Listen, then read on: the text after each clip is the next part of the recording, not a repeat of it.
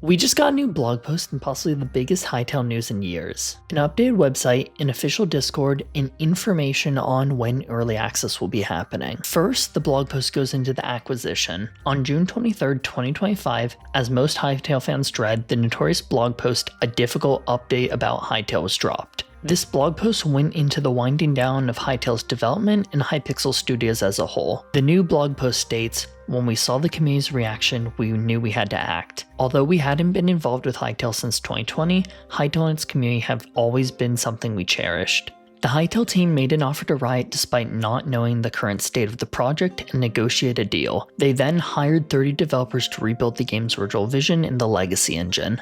In the coming days, we will be getting news on the release date for early access. This is stated to be a true early access with bugs, rough edges, and all. Hytale will be moving back to the legacy engine written in Java and C#.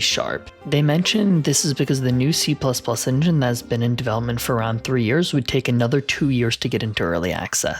The legacy engine is what all the blog posts and Hytale media we have seen so far has been made in.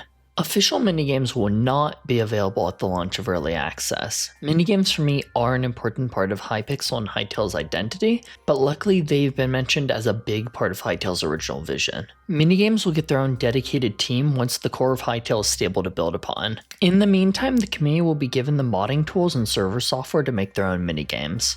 In the blog, they once again state how important modding is to the survival of Hytale long term. Hytale at its core is a game about giving modders as much power as possible.